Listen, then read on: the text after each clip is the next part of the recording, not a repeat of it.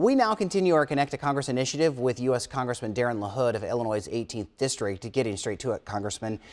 This week, France's President Emmanuel Macron was in the U.S., which included the president's first state dinner. Democrats and the press were not invited to this. Two-part question here. Did you go to the dinner? And what are your thoughts on Democrats and the press not getting invited? And I'd like to hear your thoughts in general of President Macron's visit to the U.S. Well, first of all, I did not go to the dinner, but I think his meeting has been a big success. If you look at the issues that President Trump discussed with the President of France, Macron, issues related to terrorism, fighting together, both countries, security issues, and trade.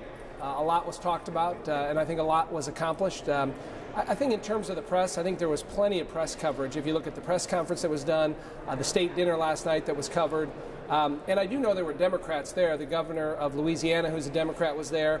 The former EPA director under President Obama, Lisa Jackson, was there. So I think that's the press making a lot of that. I think it was a wonderful event, and it was a pretty small event compared to prior state dinners. But I think there's been plenty of press opportunity. And remember, we had a joint session of Congress today with the President of France that I thought went very well. Also, we've talked in the past a lot about the opioid epidemic in this country. Just last week, Illinois got $16 million to help combat the problem. Do you think that's enough? And what do you think of the plan that was signed by President Trump? Yeah, we can always have more. This is an epidemic that continues to grow. I see it in my district. It transcends rural and urban areas, transcends race, lots of demographics. And last month we passed a bill that allocated about $3.3 billion across the country. So Illinois just got the first allotment of that, $16 million, which is positive.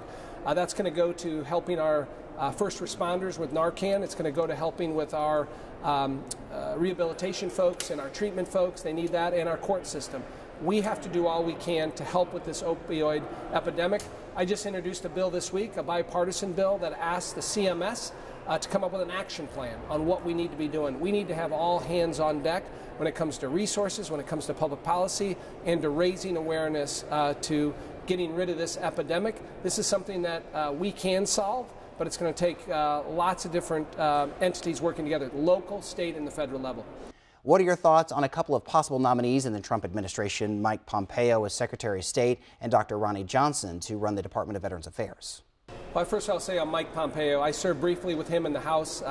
He's a very qualified guy to be Secretary of State, served as our CIA director over the last 16 months, did an admirable job there, finished #1 in his class at West Point. He's got the credentials, I think he's got the demeanor, and he's got the experience to be our Secretary of State, and he passed through a Senate committee this week. That's a positive. I anticipate he'll pass on the Senate floor, and we can get him working on behalf of the government. I would also mention the nominee for CIA Director, Gina Haspel. I think she is somebody that has to be put in there. She's somebody that she's spent 35 years with the CIA, tremendous reputation, has represented the CIA very well, and I think we got to make sure and get her a vote. You mentioned Ronnie Jackson. I'm not as familiar with him. I know that some of the senators have expressed some concerns about him. He needs to be fully vetted to make sure that he's well qualified for that, and we'll let that process play out. I also understand you had a resolution passed this week that would help bring the World Cup to the U.S. in 2026. How excited are you by this? We were fortunate yesterday to have my resolution pass the House of Representatives that would help with bringing the World Cup soccer event to the United States in 2026.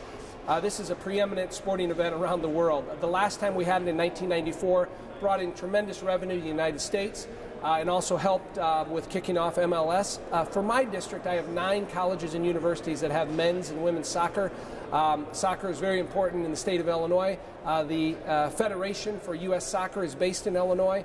And so I was proud to author the resolution yesterday. It now goes to the Senate, where we have 2 senators there working on it in a bipartisan way. This is just a way for the Congress to send a message that we are united behind this bid, and we hope that 2026, that location gets decided in the United States. It'll have tremendous benefits for this country and for soccer. As always, Congressman Darin LaHood, we appreciate your time, sir.